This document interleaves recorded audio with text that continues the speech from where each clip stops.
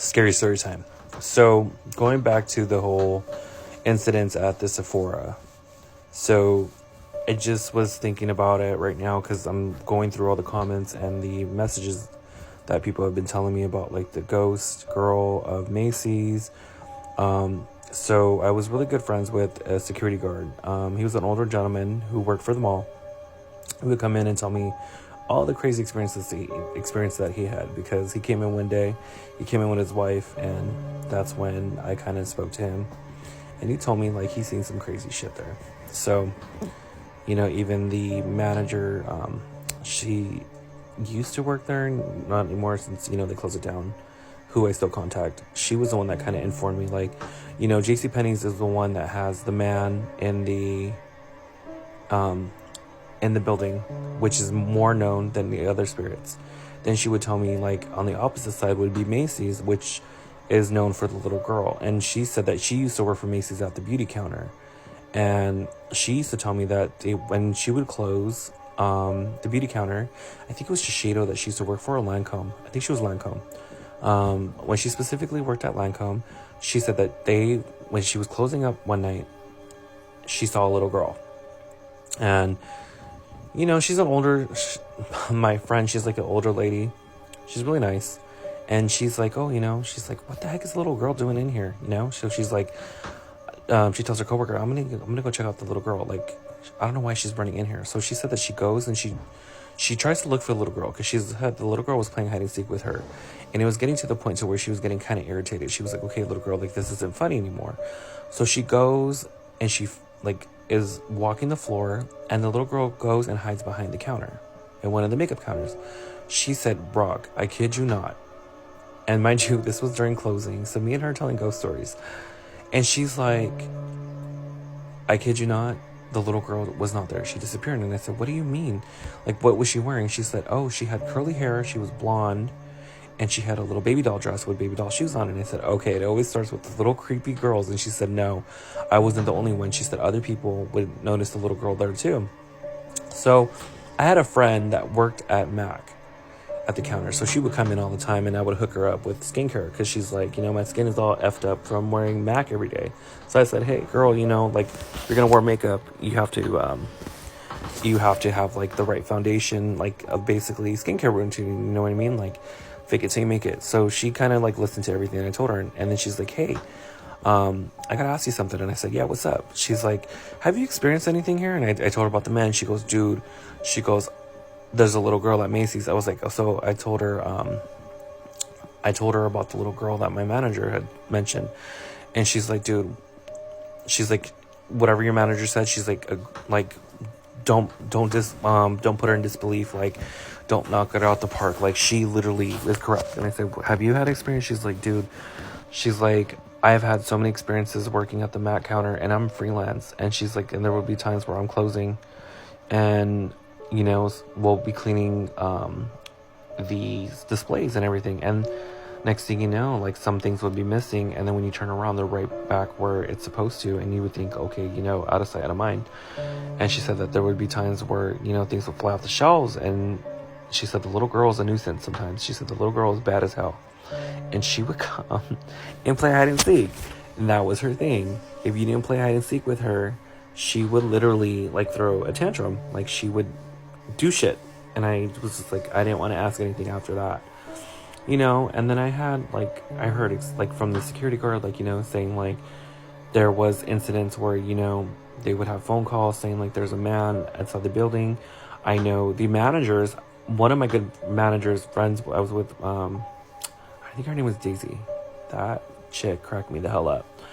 And she was like, I don't believe in ghost or anything like that, but I love hearing ghost stories.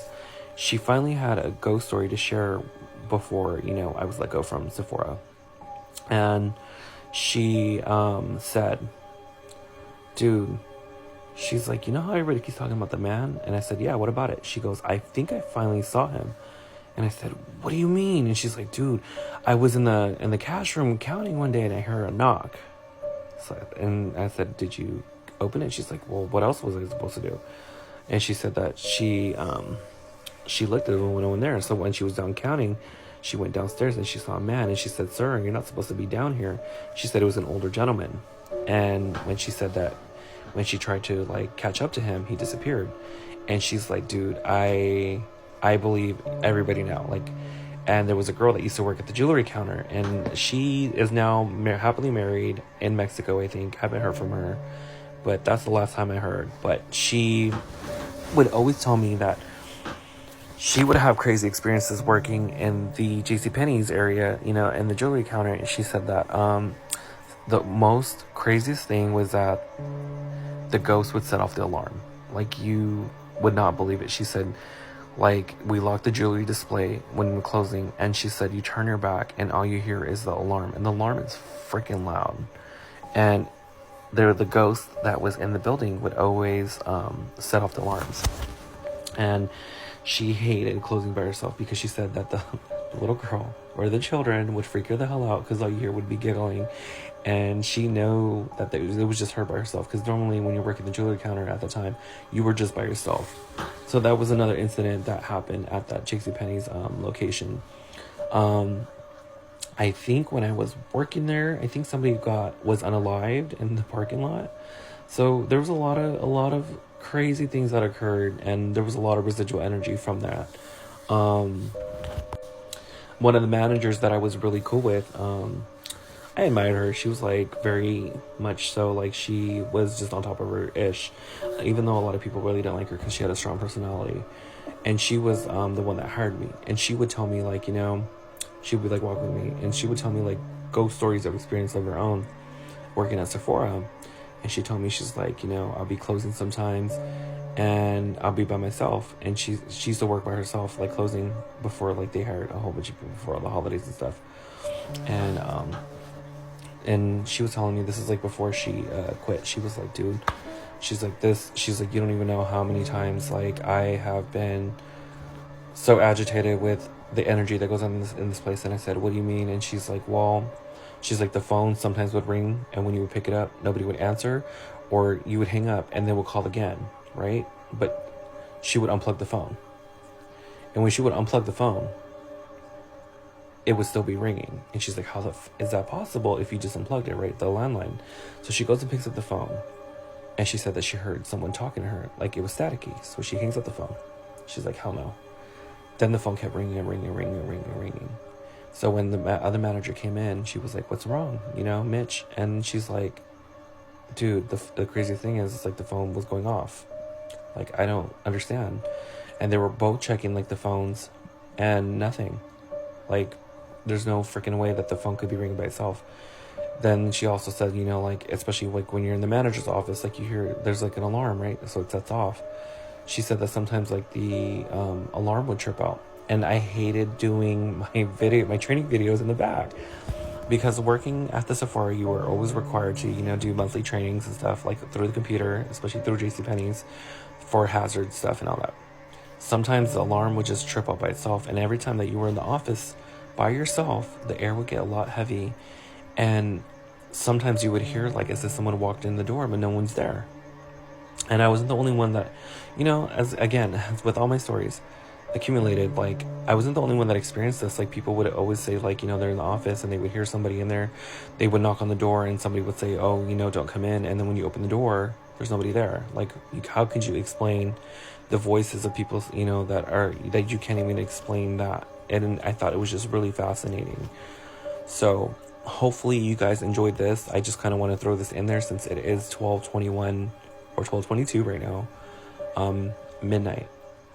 And I thought this would be a great story to share, and especially with all the crazy-ish that's going on. I hope you guys enjoyed this, and I can't wait to read the other stories of other people's experiences from Macy's and PacSun and all that other stuff, because it's just great to know that, you know, there's other people that had similar experiences, and they can confirm some of the truth to the story. And it was great because a couple people mentioned that where the mall sat was a landfill, and before that it was a cemetery. And I remember majority of the people that worked there for a long time, because people that worked for JCPenney's worked over for 15 years, did also mention that the mall was built on top of a graveyard. that nobody would talk about. So just a little fun fact, throwing it out there.